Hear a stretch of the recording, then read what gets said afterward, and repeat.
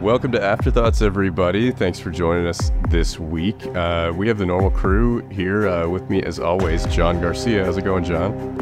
Hey, it's going well. I've had a few nightmares recently, and I'm not exactly sure why that is, but there's like a family standing in a room laughing at me, and I can't really figure it out, and then they're ravens or crows. Oh, my. I don't think it has anything to do with this episode, though. There's no way. Interesting. Good to know. With us also, Mr. Ryan King. How's it going, Ryan? It's going well. We're recording this on the podcast hour. It's coincidentally the hour that most podcasts are recorded on or deleted on.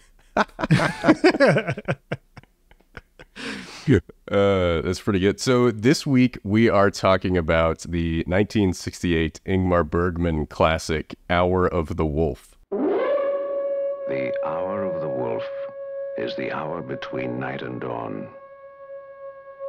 It is the hour when most people die, when sleep is deepest, when nightmares are most real. It is the hour when the sleepless are haunted by their deepest fear, when ghosts and demons are most powerful. The hour of the wolf is also the hour when most children are born.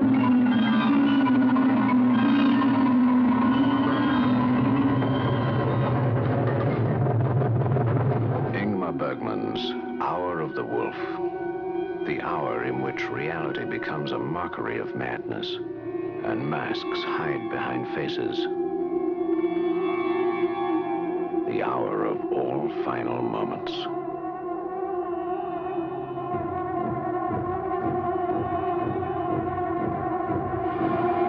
Hour of the Wolf, Max von Sydow. Liv Ullmann in Ingmar Bergman's Hour of the Wolf, a diary of truths and lies like truths. Hour of the Wolf is the only horror film that Ingmar Bergman ever made, and it's a doozy. It's one of David Lynch's favorite films, which is very that obvious. Makes a lot of sense. When you watch it. You can really see the influence that Ingmar Bergman had on David Lynch's career. Really just this movie. I mean, like a lot of Bergman work is very psychological and, kind of very deep thinking. And he can create this dreamlike atmosphere in a fascinating way. But the degree that he does it in Hour of the Wolf is pretty wild. It's a pretty influential movie that I think is pretty great. I have the Ingmar Bergman cinema box set from Criterion that has 39 different Bergman movies in it, and I have been kind of slowly working my way through that. And I'd seen a couple of his movies before I bought the box set, but I've seen about 15 of his movies now, including a lot of the big ones like The Seventh Seal, Persona, Scenes from a Marriage. But Hour of the Wolf is my favorite of his movies that I've seen so far. Also reminds me a lot of The Shining. I wonder if Kubrick had seen this movie. But it just has a very interesting tone, and I think it's going to be a fascinating conversation. But the movie starts off with some text on the screen saying that there is a, kind of somewhat renowned painter named Johann Borg who has just gone missing from his home, just kind of disappeared off the face of the earth, and no one really knows what happened to him. The filmmaker has spoken to his wife, Alma, and she has kind of given him her account and his diary as well. And the movie is based on the diary and her description of what happened. Then we cut to, basically the account of what's going on. Alma is played by Liv Ullmann, and Johann is played by Max von Sydow. I think two of the greatest actors of their era that are both incredible in this movie. And Alma begins to recount what occurred. They have this summer house on an island off the coast of Sweden that they go to every summer, and it's incredibly isolated, and Johann just wants to get away and do his painting and not deal with any parts of humanity. They've been married and doing this for about 7 years now, and then all of a sudden this time they get confronted by some strange individuals on the island that they have not met before, despite being there for 7 years. These individuals live in this weird old decrepit castle, and they invite them to dinner. Johan also develops a decrepit fear of the dark. This movie is shot in Sweden in the summer where it's sunny for 20 plus hours a day. But when it is dark, Johan is just terrified and he is completely unable to sleep. And Alma has to stay up with him during that dark time to get him through to the daylight so he can stop freaking out and actually fall asleep. On one of these nights, he shares with her some drawings that he's made of some weird characters, and then they begin to see some characteristics of those characters in some of the people on the island. So that's kind of the setup of the movie, and things get very strange from there. I think that the tone of this movie is absolutely fascinating. It's one of the most beautifully shot films that I've ever seen. The black and white cinematography is just incredible. There's a lot of like film noir and gothic horror kind of vibes to German expressionism kind of to the cinematography, just the really dark blacks and the really bright whites contrasting against each other. There's some scenes shot in pitch darkness where they're lit entirely by a single match or a gas lamp, and it looks really cool. And then there are some scenes shot during the day that are like purposely overexposed, that are really bright, that create this kind of blinding feeling. And so the visuals are just astounding. And the tone, Bergman mostly uses kind of the terror of silence to create this eerie tone, along with the terrifying things that these characters are saying that just create this weird and eerie vibe. But occasionally he does use music, and when he does, it's really effective and very strange, and just has this surreal feel to it. So yeah, I mean, I really dig this movie. I'm interested to hear what you guys have to say about it. It gets, kind of crazy, weird Lynchian toward the end, and I think it'll be interesting to talk about, what is this movie doing? What's it trying to say?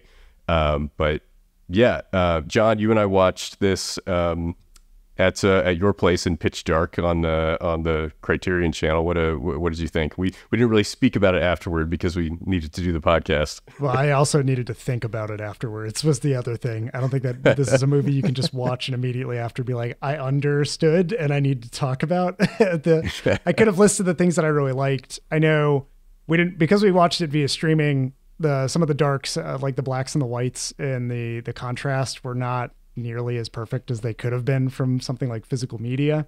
I rewatched it on my Blu-ray like the next day, and it's like, oh god, it just looks so good on Blu-ray. It's disappointing that the stream was having a little bit of trouble at times. But. Yeah, I still got like a good. It was just a good dip into that same kind of like the Lynchian sort of discomfort. There's something wrong, but you don't know what it is. Like a subconscious level recognition that something is just off with any one of these characters. I think there were a few times where like I laughed for a moment or I scoffed just because something was so shocking. There was like a shocking turn of violence that just caught me off guard, and all at one time was like horrific and also like, oh my God, like what Johan is, at times Johan acts like an angry child, like so frustrated with things and lashing out. And it almost made his character, there was just such a conflict of whether I cared for him or if I was like feeling more pity for his wife and like her predicament, having to like basically baby him through everything. And I was really curious about, like just what that could mean given how kind of unhinged it becomes towards the end and like detached from reality. It feels how dreamlike it enters into this nightmare state. I also noted that, like the music, when used, it's like surgically precise. I wouldn't say that it's so much a horror sting, like a modern you would think of, but there were definitely like aggressive tones that synced to the action itself as well. And it really made what was on screen a lot more jarring and just like, oh my God, like I can't believe that this is fucking happening right now. A lot of the shit that Johan does in his frustration and like lashing out is so repugnant, even if they don't show the violence on screen. It was kind of, we talked about Texas Chainsaw Massacre and how they would cut some of the sequences to keep it from showing you what was happening. This doesn't necessarily cut away from it. It shows the action off screen and your mind just pieces that together and you can kind of see the aftermath. It'll pan down or, you get a shot later that shows exactly what has happened and where. But I loved it. I knew kind of the moment that Johan started sharing his dream creatures or dream people, whatever he was drawing, I was like, that shit's going to show up on this island. That shit's fucking here with us. Like it made me afraid of an old woman. And I was just like, oh, damn it. The rest, I don't know what the rest of this is going to be. Yeah, just everything about it reminds me of when I watched like Eraserhead, and sort of seeing like these moments where it should be a normal event, like a family dinner you're invited to, but the chicken is breathing or some shit.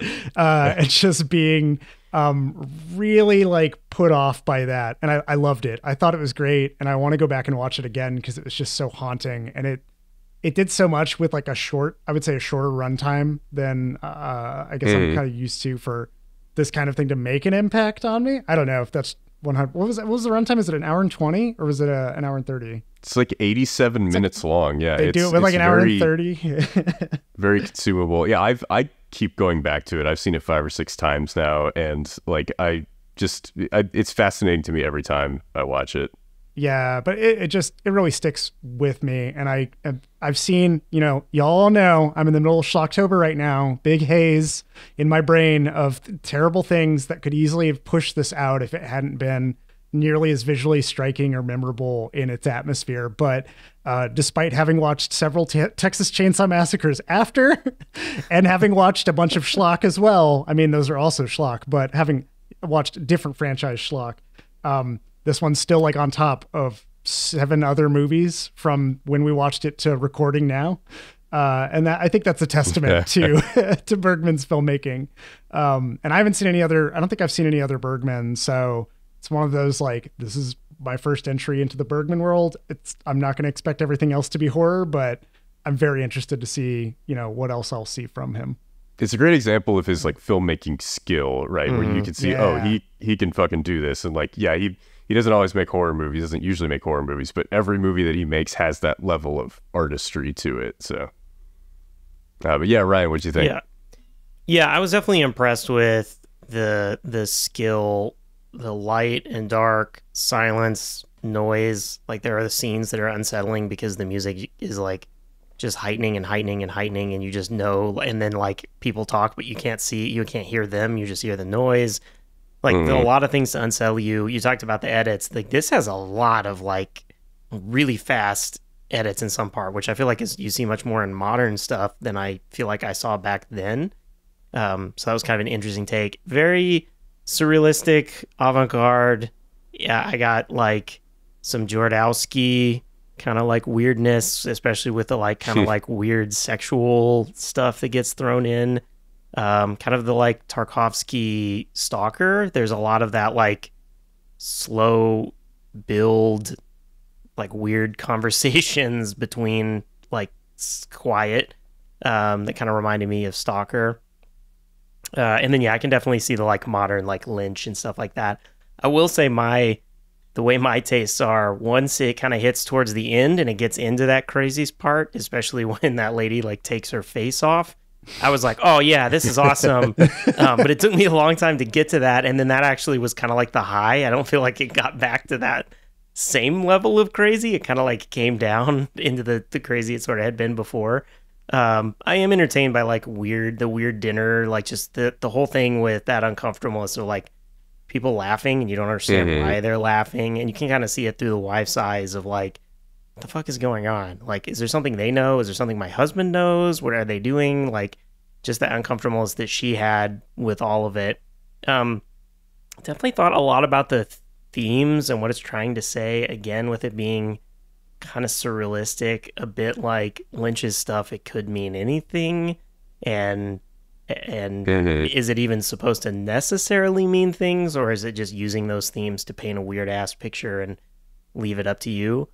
So yeah, I do want to talk about that. I would say overall I'm like mixed on my impressions of it. Like it makes me interested in some Bergman stuff, but this was like a little out there, but not enough out there in the right way. Did you want it to be more out there? Yeah, I kind of would. Either it get to the weirdness faster. Like it's interesting build and like the dinner scene and all that, but it kind of felt like we then paused after that and sat for like a long time before we got back to like him in the dark, fucking letting matches burn to feel them, and then telling his bizarre stories of when he was younger that you don't know if they're true or not. Like that, I was like, okay, we're back again. It's weird, and then it kind of goes on its train at the end. But I kind of think if this is like a Lynch film, like mentioned, like Eraserhead, we're maybe like 10% into the movie and we're off to the races in a Lynch picture, right? Like we kind of set up a few things and it's just like crazy through there. Yeah. And Jodorowsky's like from, 5 seconds before you start the movie, it's crazy. There's never a pause. Yeah, it's just like straight credits, or the credits are all fucked up too.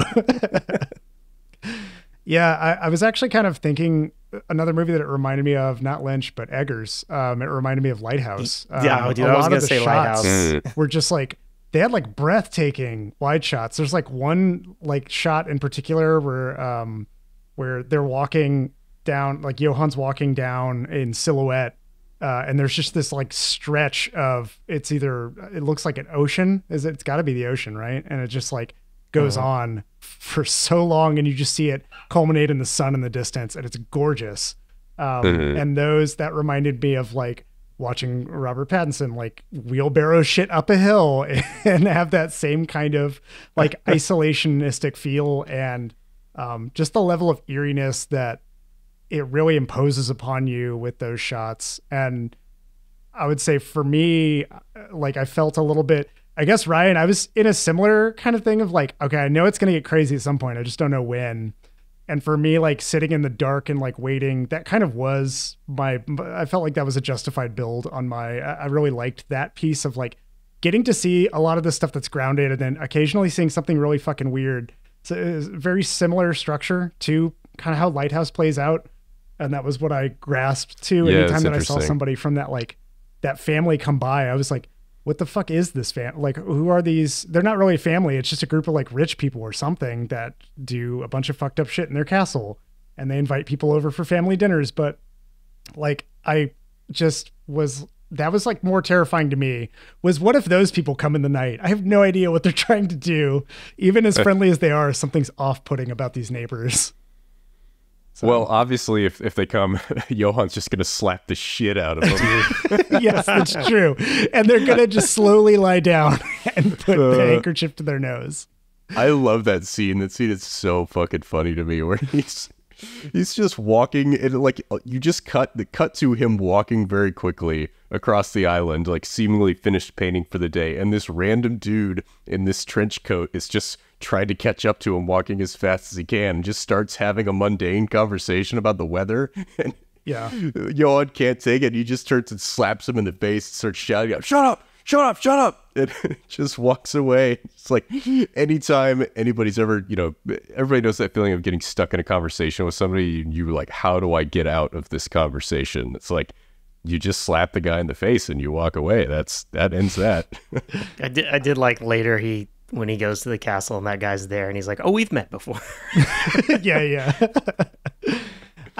So I wanted to ask about that as well, because I feel like Johann isn't as frustrated by that guy being annoying as shit, as that guy uses the wrong phrasing to describe Johann's art form. Like, Johann as an artist, he tries to be very humble, and everybody around him in that castle anyway is like, "You're like the fucking best. You're so good. You so much value that you bring in what you do." And he's like, "I don't know about any of that shit." And they continue to just dig in, and they're all just a bunch of like, true artist. That's what a true artist would say. Yeah. Oh, that's such a true. That's like, that reminds me of, I had a conversation with a friend where they were like, "Oh, just astrology is really my thing," and I'm like, "I'm not really big into it." And they're like, what's your sign?" And I was like, "Leo." And they're like, "Oh, you would say that. A Leo would say it." And I was like, "God damn it, I'm not into this shit." But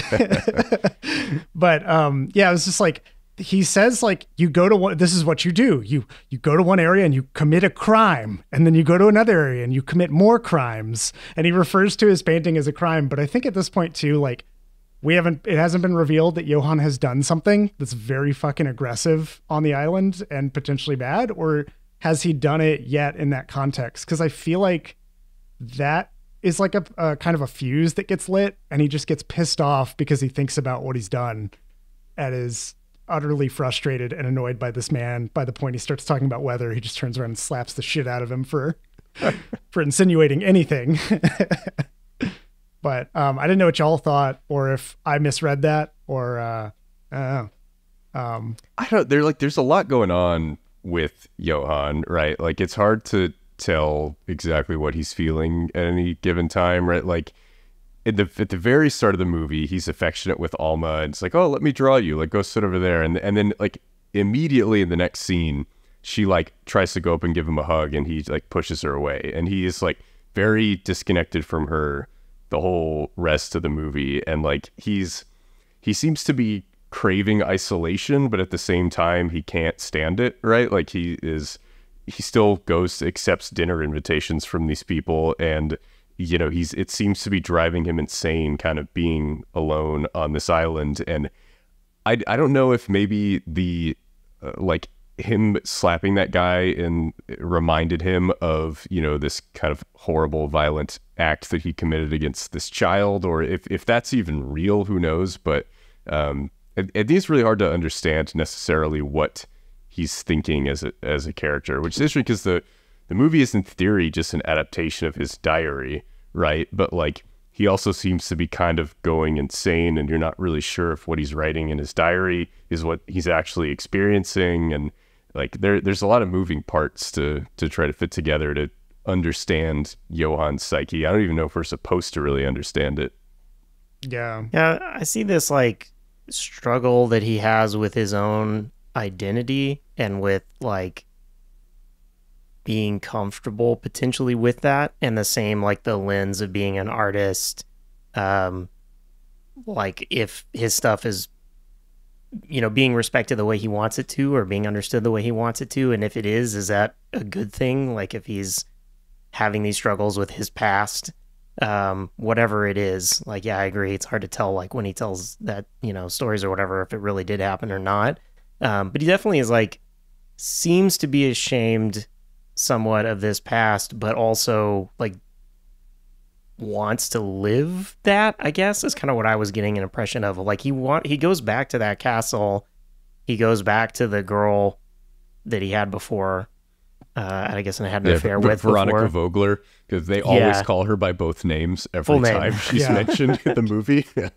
Yeah, he kind of is like drawn back to that. He's like drawn out to the woods at the end, like all this stuff that he goes to, and he almost like it almost seems pleased towards the end when they like cover him. He like puts on the makeup, and I guess he thinks maybe Veronica's dead or whatever, and he almost seems like okay with everything at that point.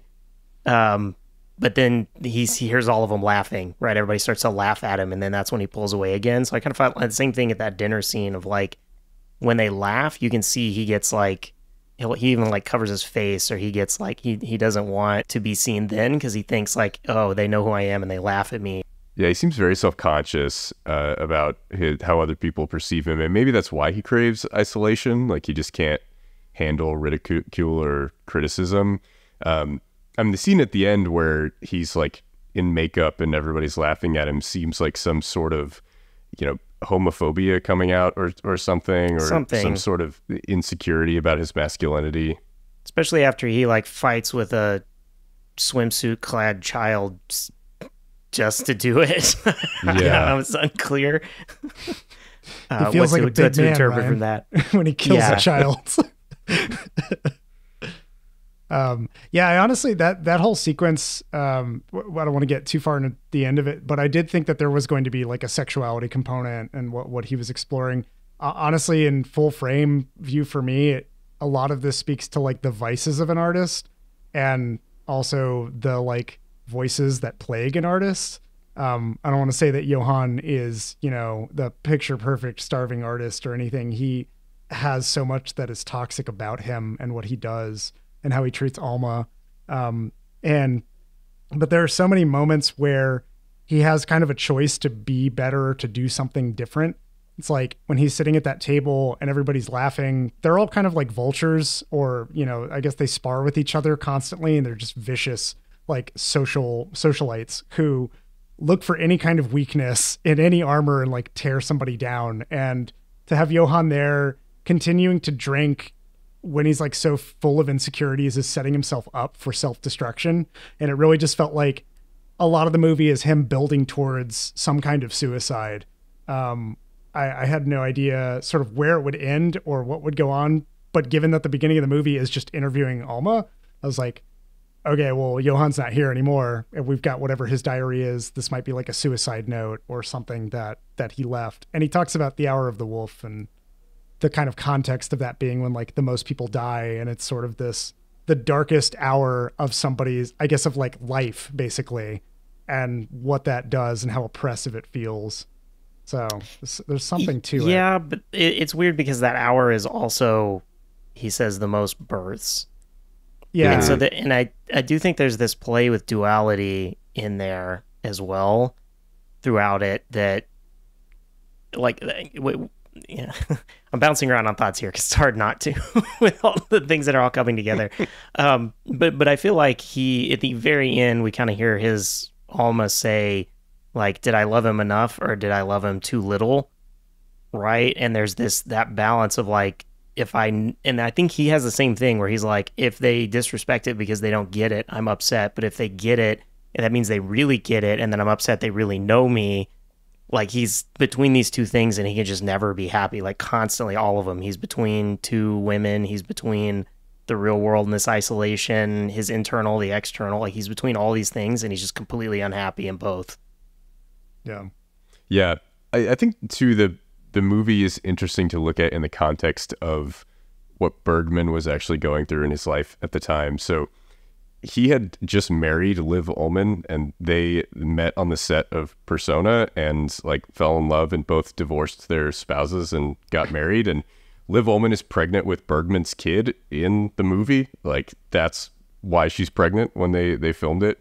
And at the time, Liv had moved from Norway to this island, Fora, off the coast of Sweden, to live with Ingmar. And he had found this little island. There's like, it's very sparsely populated. He's like, oh, this is going to be my sanctuary. I'm going to move here. And he built this house for them there. And it was like great. He like loved being isolated in this place without having anybody around. And she hated it. And he like built a stone wall around the house and like didn't want her to leave the house or like be seen by other people. And he was very like possessive of her. And it's interesting to watch this movie and to know the context of that. I watched this documentary this week called Liv and Ingmar that is about their relationship, and it's from Liv Ullmann's perspective. It's her kind of talking about her history with Bergman. And she didn't mention Hour of the Wolf really much in it, but I couldn't stop thinking about the plot of that movie, given like that is exactly what was going on at the time that this movie was being made. So it seems to be very personal to me, and maybe Bergman was going through some weird shit while he was making this and not really sure where he was as he was like getting into a new relationship and about to have a kid and moving to this isolated location.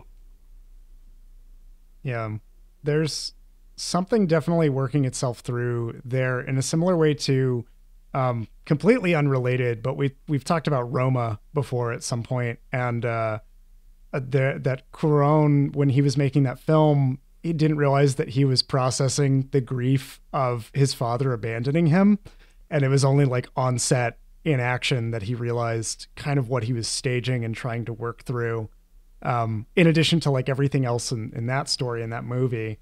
And I feel like here, if Bergman built, a stone wall to keep in somebody that he loved, there's that kind of like where the wild things are sort of, please don't go, I'll eat you up, I love you so sort of mentality to it, where it's like, can you really, and even in the movie, like Johan is consumed, like full flesh consumed by these ravenous birds who appear to him in different manifestations of like opulence and wealth and artistic, like connoisseurmanship. Like there's just so many aspects of like who Johan is as an artist that ultimately destroys him.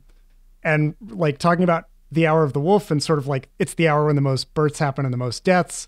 There's something in the matches as well of like, he's lighting these matches and burning them down. And there's a visual metaphor there of like, it's like the candle that burns brightest, burns fastest sort of thing. And the matches go out eventually because they consume everything around them. And then you're left in darkness again. And so seemed like this interesting if Bergman didn't know it, it's kind of fascinating, even more so, to think that he's processing how he's smothering a relationship and never realized it. But yeah, that's interesting context. So yeah, thanks, Dixon. Yeah, I think an artist's subconscious comes through. It just does. Like everything you work, it's in there. Yeah, and so this seems like just conscious to me. Like this is so overt about what he's going through in his life that like this doesn't feel like he just happened to write this. And it reflected what he was going through. But you hear artists who are like, "Oh no, that's not what I was going for at all," and you're like, "Nah." Like if I piece these things together, it's definitely there, and you just that's you. Like it just you come through your art, and there's nothing you can do about that. Like that's sometimes the beauty and sometimes the fear in that art of that person really coming through. Yeah. I want to talk about one of the scenes that I really like toward the beginning of the film. One of these scenes where they're staying up to try to make it through the dark, and Johann is freaking out, and Alma is always trying to provide comfort to him, and he just can't receive it, right? Which is such a frustrating thing. You know, everybody's experienced that with a significant other. You're trying to provide comfort, and it just doesn't work, right? And Johann is just pissed, and he doesn't care what Alma has to say. And it's just like silent, and they're just sitting there, and he just goes, "A minute really is an immense amount of time." And then like somehow Bergman is able to make that scene fascinating and really tense, of just Johann staring at his watch and Alma looking at him like, "Are you fucking serious?" And he's just like counting down the time. And, you know, she like tries to say something. He's like, "The minute's not finished." It just keeps going. And then finally he's like, "All right, the minute has passed. You can talk now."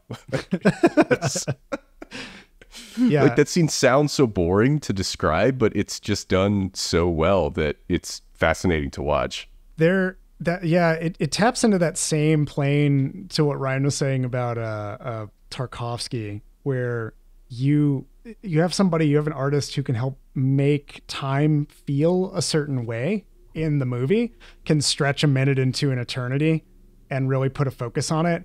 Or like, you know, in Stalker, the train ride, the cart ride out to the Forbidden Zone area. And it's just like, oh, this feels somehow mysterious, even if it is sort of like, yeah, I could count on my hand what the minutes are here, or how many seconds are passing by. It feels longer or it feels shorter. And that scene was really cool because again, as boring as it sounds to watch somebody look at their watch, there's such an intensity that Max von Sydow adds, and like an ominous oppressiveness in making Alma endure a minute, just like a minute, that it fills the room kind of with this tension, and the audio too has like this dead air sort of white noise that I was thinking in that moment. I was like, I bet right now, if I saw this in like a big theater, which Ryan, did you go see it in theater or did you watch it? No, I didn't end up getting a chance to see it in the theater. Bummer. Nah, I watched it. Yeah. I figure like if you got to see it in a theater with that moment, that white noise would be deafening, and potentially you'd hear you'd hear your blood pulse. It's pretty bad in headphones. Yeah. So it's just like, it just has that extra thing of making you feel a moment. I love that scene, and I love the other scene. I think it comes somewhere around there too, where almost trying to like show him that she's done the budget, she's done work. And yes. It's clear that their relationship is working out, you know, just gangbusters. There's so much love in the air when she's like, "Please just like look at this book and make sure that the numbers are good." And he's like, "Yeah, close this book and eat this like soup." And that's just like, "Oh, take the money, just go." Yeah, whatever. At that point, it's become like a transaction, and he lives a life where he has to provide for her now, is sort of like what that means. And there's no dialogue about it. And there's no thing in there's nothing in the journal reading either that leads to like you ever knowing how he feels about Alma. You just know how he feels about other people outside of her, which I appreciated too. She didn't have an emotional reaction to, "Ugh, my wife, I have to deal with this, blah, blah, blah." It was all these dreamy texts and like flashbacks maybe, and other wild scrawlings he had in there. Yeah, I don't think he even says a word in that scene. Like, it's just her talking like, "Hey, here's the accounting I did. I need some more money to pay the grocery bill. please, like, I'm gonna run through every single line item. I want you to double check it. And he just like shuts the book, hands her cash, and keeps eating, and then gets up and walks away. It's like it's a very good representation of where their relationship is. And she's very sacrificing in that same conversation. She's like, well, you got this blanket for me. It was way too expensive. I don't need a blanket that's that nice, right? Like she puts herself down even through like, well, I spent too much on this. I shouldn't have done that. Like she puts herself down. Yeah. Constantly questioning her choices for him. Not me. She is. I do that too as well, because I'm just like, come on, Alma, you could easily do better than Johan. Johan's kind of a dick at this point. Yeah. And so Alma one day is like doing laundry outside, and then just like happens across this like apparition of an old woman who's wearing all white head to toe and claims to be 216 years old. I mean, excuse me, 76 years old. And she's like, hey, Johan has a diary under his bed in his black bag. You should read it. And then just walks away. It's like, what? So she she starts reading that and reads these stories of like, Johan coming across this weirdo who he slaps in the face, or like getting invited to the castle by Baron von Douchebag, whatever his name is, and like all these things. And it's just like these random one-off stories that kind of come together over the course of a few days. One where Veronica Vogler just comes up to him, boobs out, just ready to go, as if she's there somewhere on this remote island. Who's the woman that he had an affair with years ago. But I thought that sequence is interesting, because you're meeting some of these characters that then you meet later at the castle. They appear to be real when they go to the castle and have this dinner, but in the context of the diary and in the context of the scenes where it's only them and Johan, you're not sure what's real and what's not and what's going on in his head. But I think all of those little flashbacks and interactions are really interesting. Yeah. And they reveal like that scene with Veronica, is it Veronica Vogler? Sorry. Veronica Vogler. Veronica Vogler. That scene with Veronica Vogler where she approaches him kind of on the shore. She talks about how like he bruised her and was really rough with her, and then they immediately start making out. And there are some other kind of bits and pieces of that there was some scandal that they were involved in, and you're never really sure on like when some of this stuff happened. He confesses to Alma at some point that it was a thing that happened. Yeah, it's a scandal. I got over it, but he clearly hasn't. And it's something that like the people on the island seem really interested in, not just applying to him, but like seeing how Alma reacts to, and really trying to just fucking dig in with that. Like, didn't they buy a painting that he made of Veronica Vogler and put it on display? We don't get to see in it. their master bedroom. Yeah. Where they can see it every morning and every night, they say. Yeah. And they get up and they go to sleep. And I really liked that sequence too, like because Alma's standing there and we have two shots of Alma, because there's one on the left-hand side is her actually standing and observing the painting, and then on the right we get to see the other side of her face with the mirror in the background, and you get this chance to see like the full expression, but you're trying to piece together, sort of what does the reflection here mean, and what is she seeing exactly. Bergman's sense of staging like that is just impeccable. Like every shot he frames is just perfect. Yeah, it's really cool. So should we talk as well about the thing that reminds me the most of David Lynch, which is the puppet show that comes out of nowhere? I wanted to talk about this. That reminded me of the lady in the radiator. Yeah, the radiator lady. That whole sequence after they go to dinner and there's this whole like uncomfortable conversational stuff, and then everybody's like, let's retire to the parlor, we're gonna go have fun, we're gonna do a puppet show. And it's one of those like, the fuck, okay, sure, I guess this is what a bunch of drunk people would do for fun on an island in a castle. And then like the fucking little curtains open and we watch like one of the guys work out the strings, and I was like, all right, is this gonna be, I guess, we'll watch this marionette. But then it's just a real dude. It's a real ass dude who just comes out and starts singing.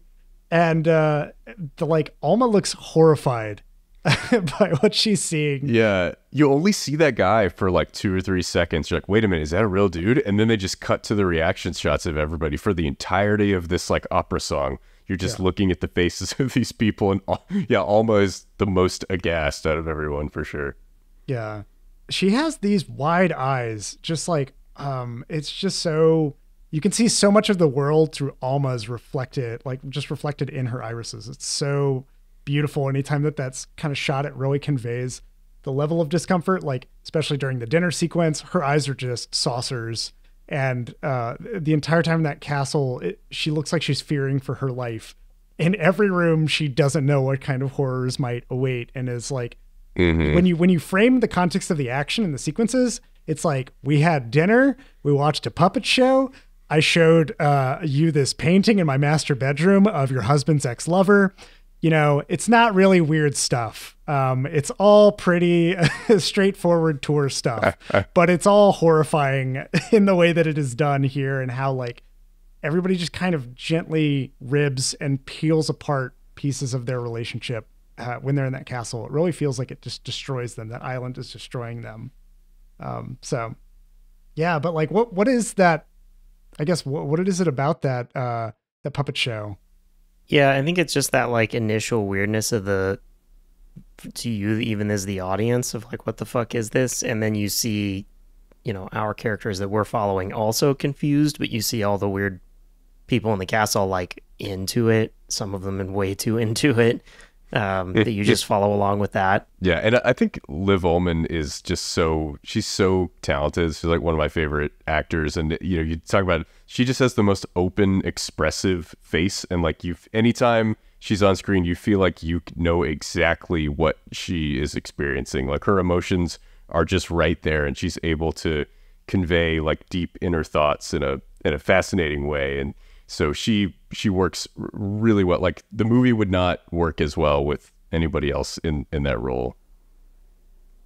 Yeah, and I think likewise, Max von Sydow, he carries such like a world weary look, and is so good at kind of conveying just the stresses that are around him, concentrating it into his face, and it's just like they really complement it. They can just both act without saying anything, and it's beautiful to watch.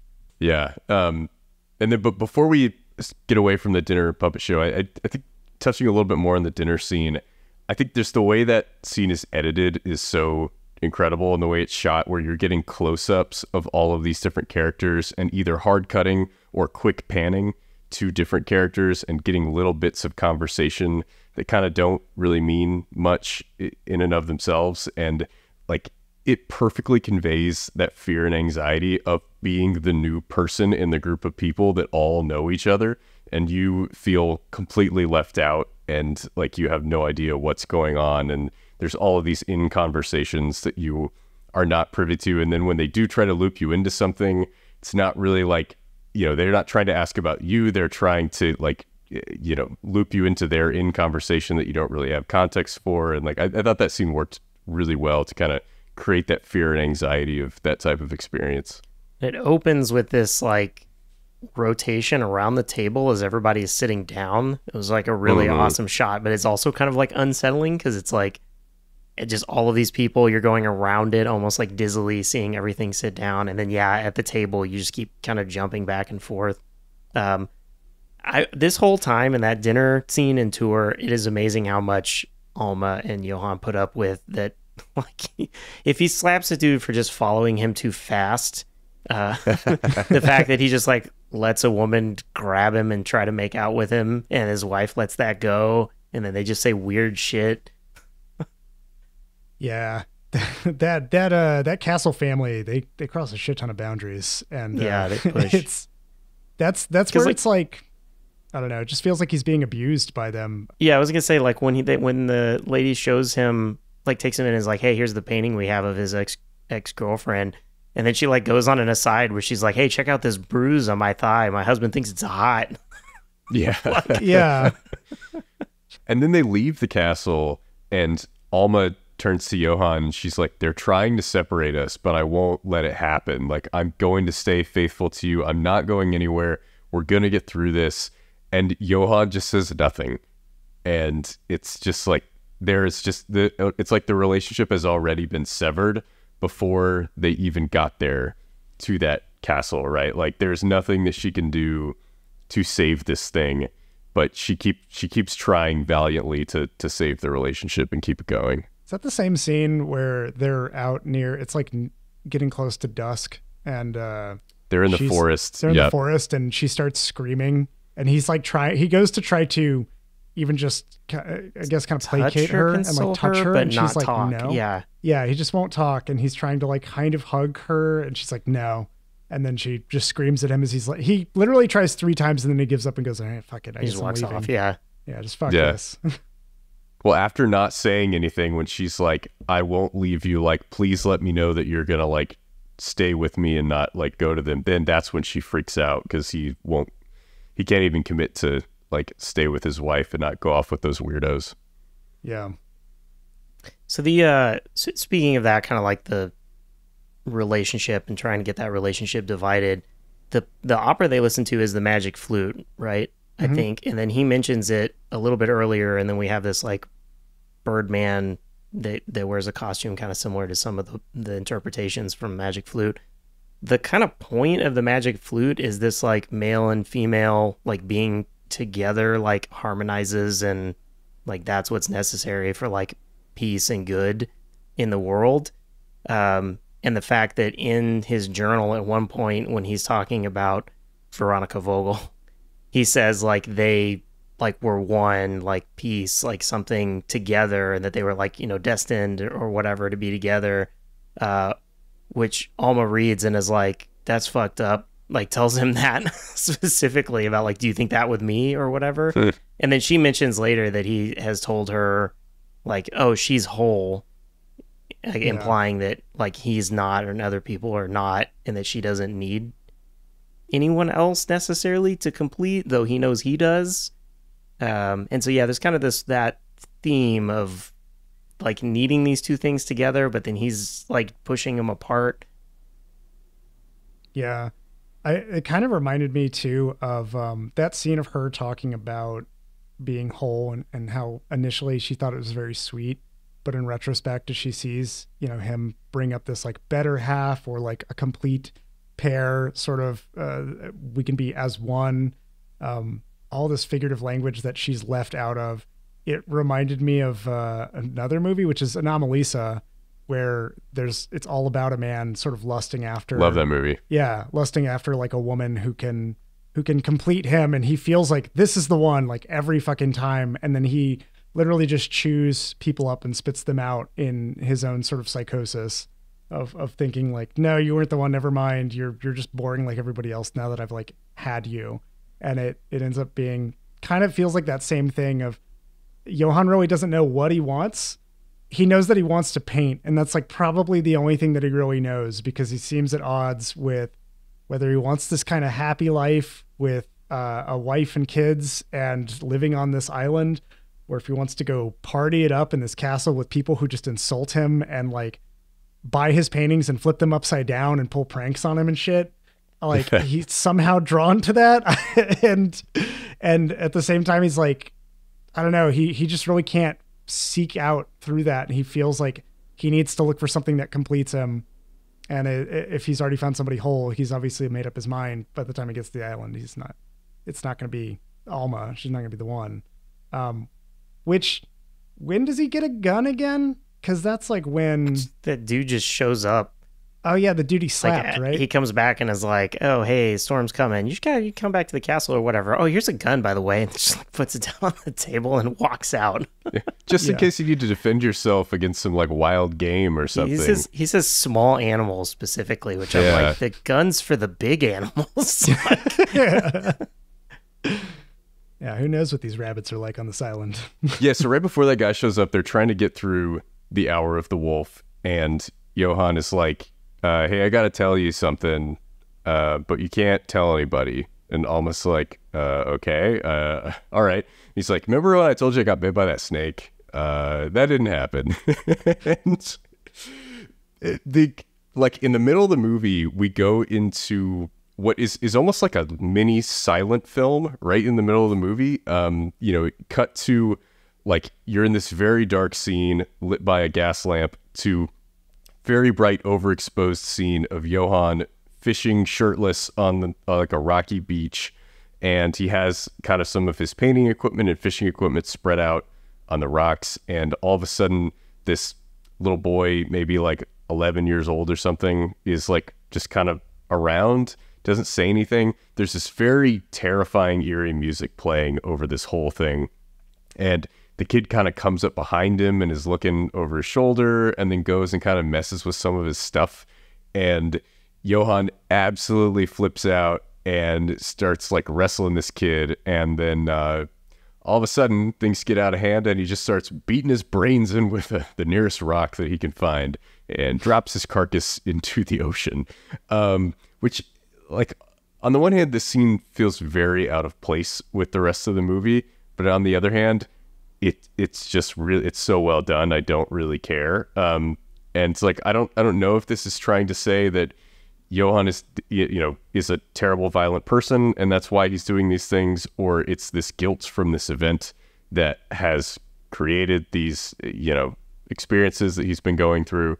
In that section when he's kind of attacking the kid makes these weird noises that sound almost like a bird, and so I was like, is the Birdman like a reflection of his guilt from this incident? I don't even fucking know, but I think like we had to talk about that scene right before we get any further. Yeah. It's really weird that he's burning those matches, and then he tells us about a story when he was a kid where his parents punished him by chucking him in a closet and telling him that there was something in there, something that was going to come get him, and then get out and then ask him how many lashes he wants, and he's like, all of them. And then he's like, oh, that reminds me, did I tell you when I killed that small child? Like that thought just flows instantly into the next thing. So there's some like subconscious connection for Johann between this, like as a child, and this punishment, and then this, whatever he does with this child, whether it happened or not, or if it's a like representation of him fighting some younger self or other or whatever. And then, that kid like floats kind of back up and down. Like it doesn't immediately like go away. And then towards the end of the movie or into the movie, we see it float again. Like we cut back to it. So it's obviously it feels important because it's fucking completely different scene from anything else so far, that it does seem like it holds a lot of weight.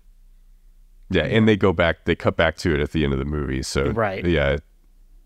Yeah. In that sequence, and him talking about his parents locking him in, there was kind of like these themes of like unjust punishment, like the way that kind of that justice is carried out in both instances, is this really aggressive abuse of like, all right, we're going to lock you in a closet, and we're going to psychologically fuck you up, and then we're going to pull you out and we're going to physically fuck you up.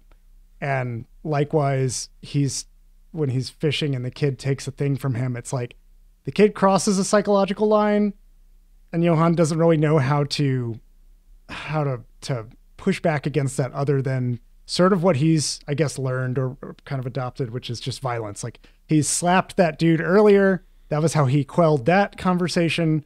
He can easily solve this problem. Yeah. He can easily solve this problem by slamming this kid against some rocks and then chucking him in the water. And the imagery of that child like bobbing in the water it hauntingly reminded me of like jellyfish, like, and how fucking creepy. Now, like when I see jellyfish, I'm just going to think there's a human attached to that. And it just looks like it'll fucking terrify me more in some weird way. But it is that kind of like, the ocean doesn't let it sink. I think that the visual metaphor there is, even though he tries to dispose of the body, just the natural buoyancy of what he's done will always make it rise back up to some kind of surface level where he can feel it or see it, and he'll know it's there. And that scene too, like he uses music as a sound effect so effectively in like, when he's bashing the boy's brains in, you hear like a deep drum beat instead of the, horrific sound of a rock hitting a skull. And then like later when he shoots the gun, you hear this horrifying like string screech on a violin instead of actually, a gun firing. And those uses of sound, I think, are just a fascinating way to like really pull you in and make you feel unsettled, and it almost makes the violence feel harder rather than softening it. Yeah. It often feels much more like sudden. The violence is more sudden because the gunshot, he's telling her like to go or whatever, and then he just pulls the gun out, kind of like, you know, in some way, no warning. He's kind of playing with it, I guess, a little bit. But like that, and what if the kid, when he slaps the guy, some of the things that happen in the castle, like it all tends to just be a very fast, and it's unsettling, right? Violence that just is that, like, it comes from nowhere is really unsettling. Yeah, definitely. Didn't the when he gets the gun to protect himself from small game, And then shoots his wife. Yeah, and then shoots his wife. Right before he shoots his wife, doesn't the guy also say like, "Oh yeah, and we're throwing like a party, and Veronica Vogler's going to be there," and then he just like leaves, and he's like, "She wants to see you." She's like, "Absolutely ready." It's also like, what time is it? Like 3 a.m? Like it is just, the sun has just come up in Sweden in the summer. It's like, what are you doing? Coming to bring an invitation to these people at this time. Yeah, and like that whole sequence of watching him think about it as he plays with the gun too, and there's some sort of the way that is staged. I hadn't even realized that he shot Alma until it was kind of like past that point, like when he shows up to the castle and somebody says something about like, oh, he shot, and you know, three shots, one of them mortal. It's like, okay. I didn't realize that he had done that, because I think the way that the framing is shot, it's a little bit off center, and then you just get head on sort of him looking right down the barrel of the camera. There's a lot more of that in this movie than I sort of expected. And I really like when that's done, like having, I think the other kind of movie that I thought for characters looking directly into camera was Come and See, which has so much.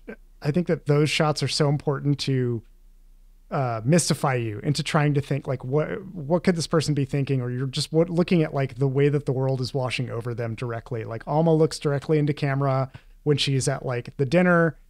He looks directly into camera when he's playing with the gun and like aiming it at Alma. There's just these moments where it's like an emphatic marker. I know that like in most conventional films, you don't want anybody looking down the barrel of the camera.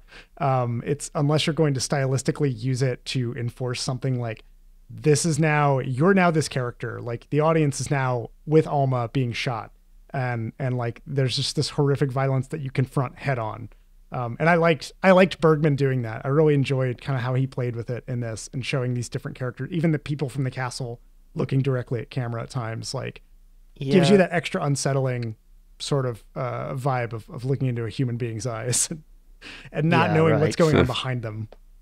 Yeah, you get their impressions, their fate, like you're trying to read the thoughts in their face. It is strange to kind of like break that plane and have them looking at you.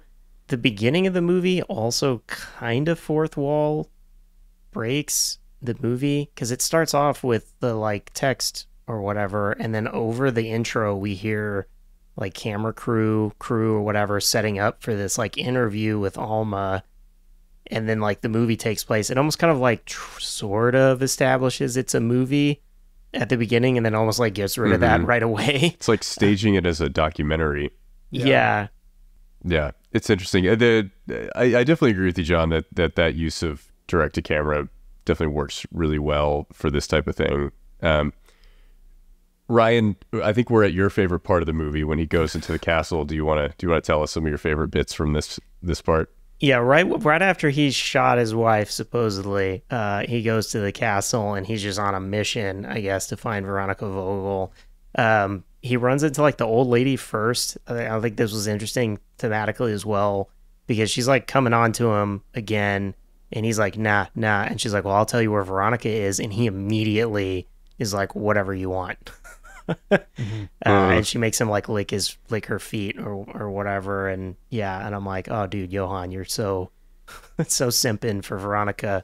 She's like, I got the arches of a 25-year-old. Yeah. And then she's like, she was in the West Wing or whatever, like 15 minutes ago. I don't know if she's still there. Like she's like doesn't even give him useful information per se. All the shots of the castle, like it's cool again, using the shadow and Like it's hard to tell the size of the rooms. Like things are all like very off-putting as he goes through there. I don't exactly remember the order, but he bumps into the other guy who's going to take him there, and then that guy fucking walks on the ceiling, who I guess is Veronica's husband or current boyfriend. It's not he's married to that other woman at the castle, but he's also sleeping with Veronica. He also was sleeping with Veronica. That's right. Okay, yeah, it's all very confusing. Yeah, and then he pretty much is like, "Oh, I'm gonna just hang out by the bed while you guys do it. It's okay. Brad can watch, but he has to pay." It's a Falwell scenario. That's what we call that. And then so then he goes into the room with like the hat lady. And one of the others, and there's a guy that's like fucking playing harpsichord that they're like, oh, he's the best.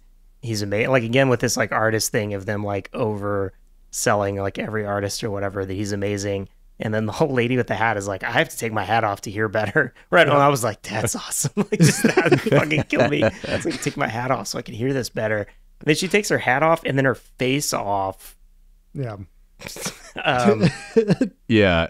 Well, the other his face off. Well, the other lady like describes the glue supposedly, like the sound of it and the smell of it for her face. Like once she starts to peel it off and then it cuts to the other lady, I was like, oh fuck.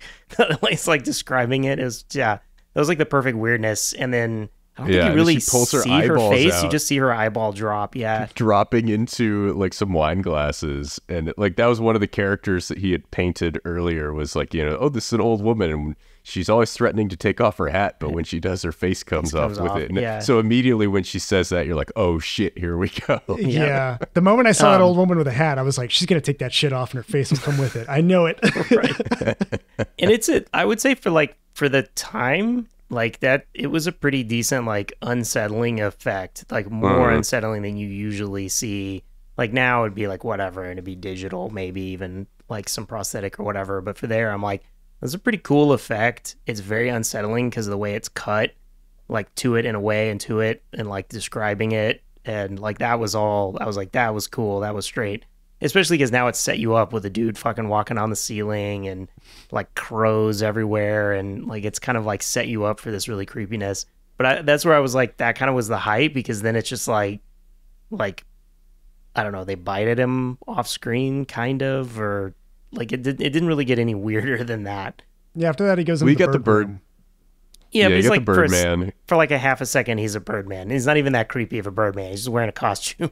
He talked about, the Birdman, honestly, that would probably be the biggest letdown for me in the movie was because when Johan describes the Birdman earlier, he's like, he has this face and I can't tell if it's a beak or a mask or like what he's wearing. And I was like, oh, a Birdman. I want to see how fucked up this could be.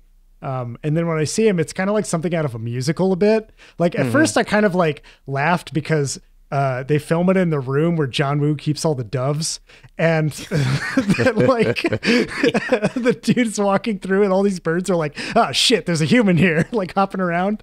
And then that dude just turns around and like sprouts wings and it's kind of like a fantastic glider pack on his back. And then he's just gone. And I was like, oh, all right. That was fucking weird. Definitely not. And he says, you'll see what you want to see. And then he disappears.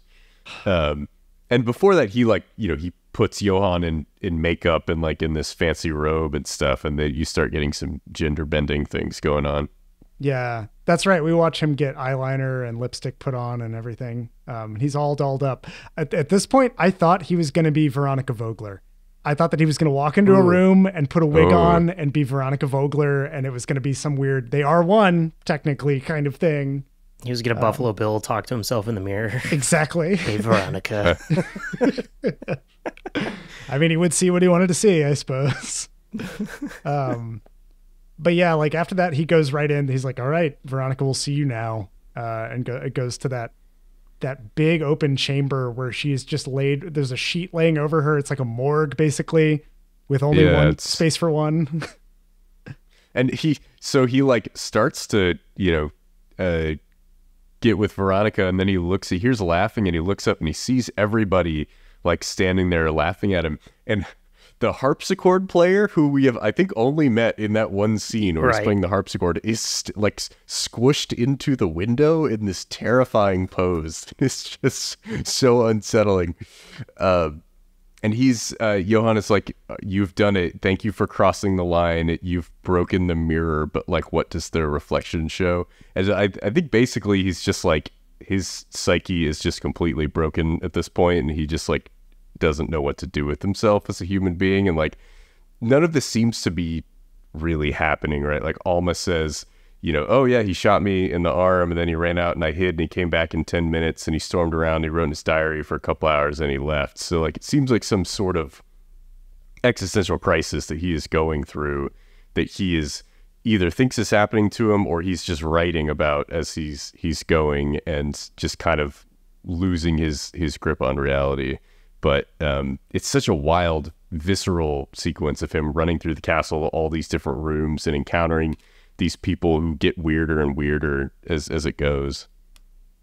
Yeah. When it does, it seems like he just finally gives in. Like he almost seems, when he says like, "Oh, the mirror's like broken" or whatever, it's almost like he's like, "Okay, like this is me now. This is what it is. Like I'm just gonna give in to all of it. My demons have conquered me." Yeah, and then he's kind of like, "What does that mean now?" But like he seems okay. Like he actively went after it, let the mirror smash, and then is like in it. And then I guess he just like runs to the woods and dies. He Killed gets by eaten, them, consumed.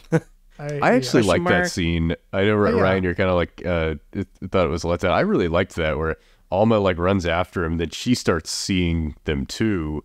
And, you know, basically they do to him what he has done to them. Like the nerdy guy slaps him in the face, and, Yeah. you know, the horny old woman like scratches his neck. And then Birdman comes in.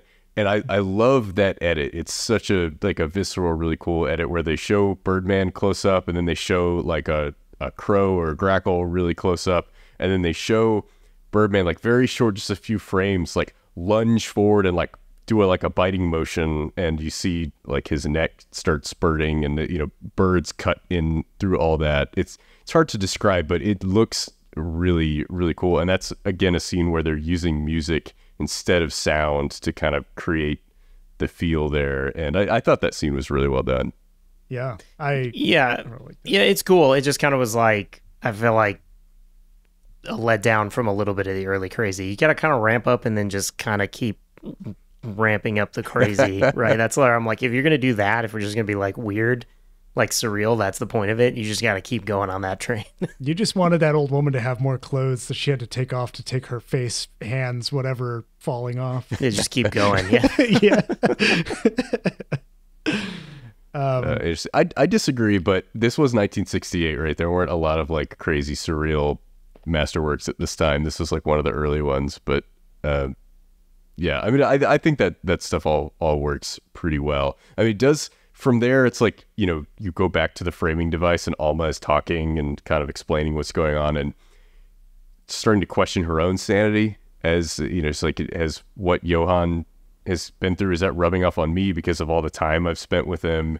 I think those are interesting ideas, and it leaves you in this kind of unsettling place where Alma is like very unsure of what she's gone through and where she can kind of go from here in life. So I think the ending is really interesting, but it's definitely not on like that crazy high that you're talking about, for sure. Which I understand, like coming back to Alma and like grounding. And yeah, maybe I'm being nitpicky anyway, because I'm like, is El Topo like even weirder at the ends, or is it just weird all the way through? Like, I don't know that it ramps up ever, I guess. It just kind of is weird. Like, definitely like Eraserhead, you know, we just talked about Mulholland Drive. By the end, it's much more like it's getting confused. There's tiny people turning huge and laughing at you. You don't know who anyone is anymore. Like, everything has just completely come off the railings, and just has ramped all the way up to that. Yeah. Maybe it is kind of that we start off pretty grounded. We're awake during the day. Then we go through an hour of the wolf, and then we wake up in like the after the dream or the nightmare has kind of ended. Do you think that like so one thing that I just like thought about, and I'm curious if y'all agree, is it foreshadowing when he's talking about Hour of the Wolf and how like it's when the most people die, but the most people are born, and the fact that Alma is pregnant as well in this moment? Do you think that that's like a destiny sort of trade-off of like the baby's existence just implies that Johann could not at some point, or maybe that's something in his psyche? Yeah, possibly. Maybe. I don't know. It's so hard to tell like exactly what this movie is trying to get at. I think a lot of it is like Bergman's personal hell that he was going through at the time, and like maybe him kind of realizing what he was doing to Liv Ullmann and putting that on screen and making that into a movie. I think a lot of it is about just, you know, artist pain and, you know, kind of tortured souls, and how artists can, you know, maybe struggle to deal with reality sometimes. But then you got the whole sequence with like the little boy murder, and I don't really know how that fits into everything, except just maybe as an expression of trauma and guilt that is playing out there, or just a representation of the evilness in Johann. I do think there's something strange about the fact that he talks about the Hour of the Wolf, and then he talks about all this weird stuff, and that, you know, there's this theme of him not sleeping at night in the darkness, but nothing happens at night that's weird or wrong, other than stupid shit that Johann has. Like, he brings it himself to say weird shit at night. All the weird, like, the people show up, like, it's all during the day. It's like the brightest possible thing when he's killing that kid. Like, it's daytime is horrifying, and nighttime just seems like fine. That's a good point. I also was like, you know, there's a certain amount of, and I know the Witching Hour and the, you know, Hour of the Wolf, like, those are like true mythological things, but there is a part that like bothers me of like, it fucking happens every night. Like, yeah. Like, I guess you just sleep through it most of the time, but I'm like, it can't be that strange. It happens every single night for an hour. Yeah. That's funny. I think too, like, you know, because basically Johann gets killed by his creation, right? Like, his characters that he has drawn end up coming and destroying him.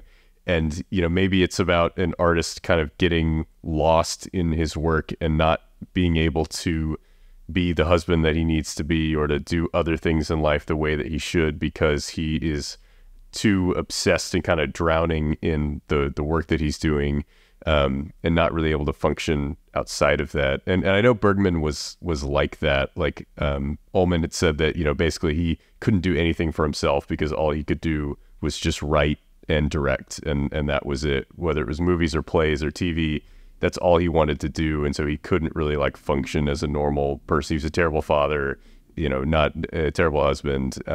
So I think there's something to that as well. Yeah. Well, one of you mentioned The Shining. Yeah. Mm-hmm. Right. And that's kind of the same thing. Stephen King exploring the I'm a horrible father when I'm drunk and trying to write all my books. Right. And there's the same theme there of that like isolation that pushes Jack over the edge in The Shining, the same kind of way here. Where that like loss of sanity pushes you over the edge. You know, Cool. and we know of artists who put way too much into their craft that they, you know, become the dark elements, or, you know, believe that that's what it is anymore. Kind of like Jim Carrey, right? Kind of, you know, he supposedly pushed himself way too far. Yeah, that's interesting. Yeah. And any other thoughts before we close things out? No, I just Cool. I just like that Hour of the Wolf is one word, just like you said it when we watched it, Dixon. It's one Oh word. yeah, in Swedish it's one word. Yeah, Yeah. that's great. Yeah, no, I think we covered it. There's a lot of just weird ass themes. Like, we could just keep going and you just like pick a thing. We Right, could like yeah. look for where it is in this. Yeah, no, I feel like I could talk about this movie for a very long time, but I think we've pretty much covered everything that I wanted to get to. So let's go around the table and hear if we'd recommend this or not. Ryan, would you recommend Hour of the Wolf? I want to just be like on the fence about it, but I'm just gonna do what I usually do when I'm like on the fence. I just say no, like negative on it. Ryan. Yeah, it's like I need to see more Bergman. I haven't seen anything else before. Most of my foreign cinema is Asian foreign cinema. I don't really get as much into European, French, even much less, into Bergman. And I think that if I had a better idea of him as an artist and more of the work and what that is, I think I could probably appreciate this more. It does kind of like play a little too much into the weird dialogue over the sort of like weird elements. Like everything everyone says kind of, and then maybe this is the translation to subtitles too, I don't know. But like everything everybody says is kind of just weird. Like, and like always a little tough for me where I'm just feel like you wrote everything just weird. It reminded me a bit of like Fellini, like 8.5, where it's kind of constantly like moving from thing to thing and it's unclear like what the time is or how the people are related to each other. And like, I almost feel like we're just doing it to do that because it's easier to write in a confusing way than to actually try to like string it together a little bit. Like Lynch does put together, like Mulholland Drive's a good example of like a plot. Like there's a mystery and we're following it through all this weird stuff. Now, I just said I like Jodorowsky and there's no fucking clear plot, but there's like some kind of drive, right, to get to the Holy Mountain or to fight the how many ever gunslingers. Like there's kind of a plot. That's a bit of a stretch there, right? Yeah, but I'll agree that those are way, way worse. And the dialogue is weird all the time, but I feel like that's just like 100% weird. And maybe that's what I needed was like fully on board 100% weird all the time. I feel like you're being pretty nitpicky with this, Ryan. Like, it just didn't gel with me. I guess that's where it like lays down. Is like it just didn't gel with me, and I do think this is the kind of thing. If it doesn't land, it doesn't land. I understand it doesn't. that. I do kind of feel like the layman would kind of just come into this and be like, all right, get kind of an impression. I don't know if they would walk away thinking about it as much either. I don't know. I did not watch it with Darla, and she would not have liked it. I'll just say that. Yeah, I mean, it's definitely an art house type of film. Like, I wouldn't recommend like just a random horror movie fan to go watch this. But if you like David Lynch, I would definitely recommend people to check this out because I think it's definitely along those wavelengths. If you're into surrealism, this is I think a great movie to show that. But yeah, I mean, I think the dialogue is I thought the script was really well written, and like the weirdness is done through the dialogue, but also through the camera work, and I think those two combined work really well together to create that unsettling vibe. It's the kind of like nobody ever says anything normal. Like there's no conversation where, I mean, the closest is talking about the finances. Like that actually there is a conversation that was like a normal conversation. And you can do that to be unsettling and show this like broken dynamic through a regular conversation. Every other conversation was like a bizarre, like, hey, did I tell you about when I killed that kid? Like, just that's the conversation we're going to have. That's true, but it's also supposed to be this like dream-like surreal horror thing, right? It's not necessarily supposed to be realistic in the way it plays out. Yeah.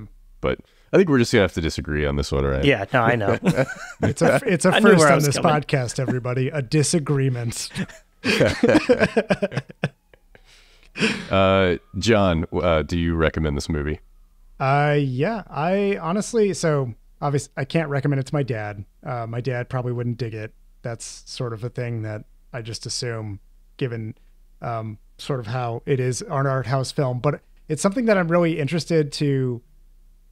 I don't know how to really frame this other than I don't want to recommend it in like a solo thing. I think watching it with people is really cool as an experience. Like if you are able to watch it with your friends and discuss like after, it's one of those movies. Like I wanted to watch it with Sasha after we watched it because I think even in its slowest moments, there are these core pieces of like an artist's struggle and a relationship that's falling apart that has some nugget of relatability that somebody, even if they are on the outside looking in and are like, why is Johan always a dick about this? Like if that's just what they take away at the end of it, they can still probably peel back parts of like what is weighing on Alma and what's weighing on Johan and what's like driving some of these decisions and other stuff they'll never understand.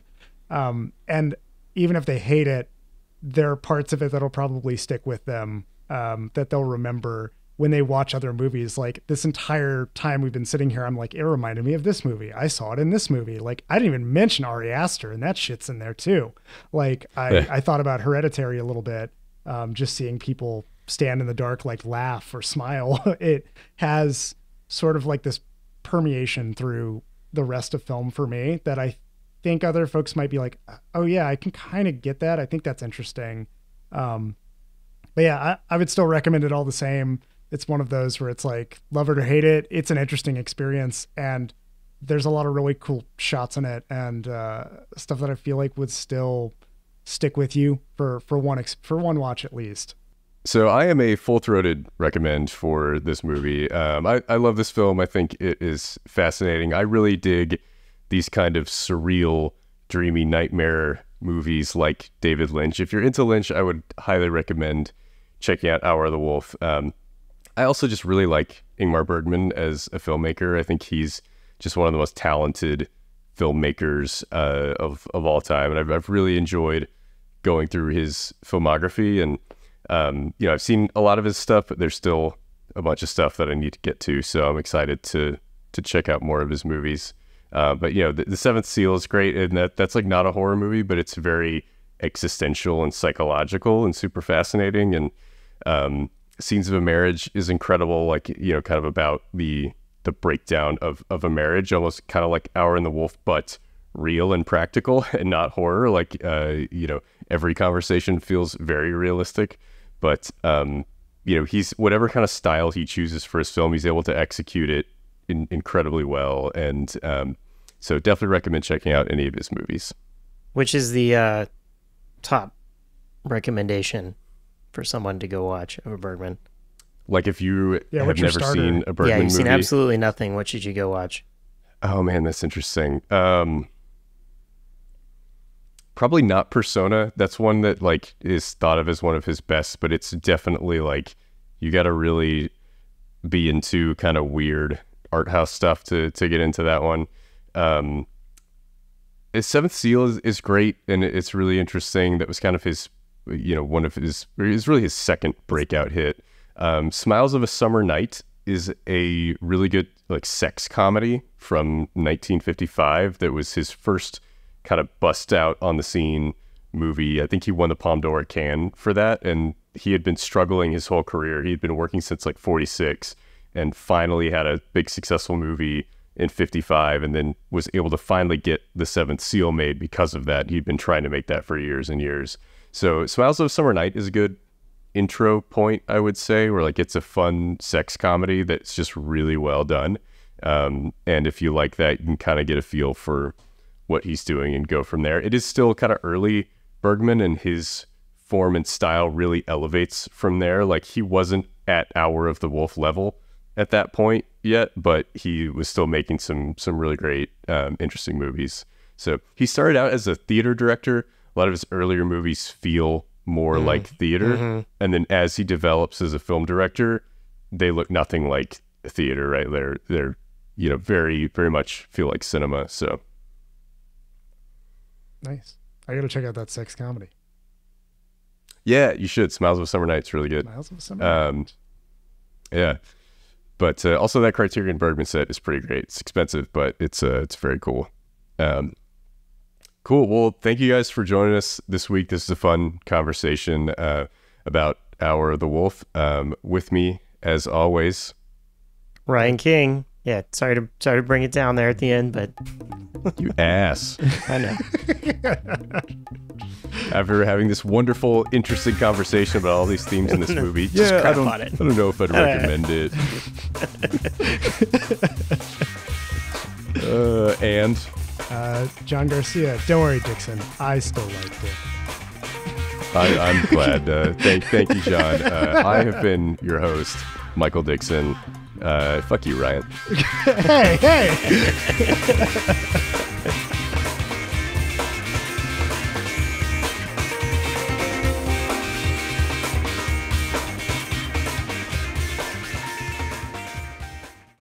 Hey there, movie buffs, TV toughs, and all listeners in between.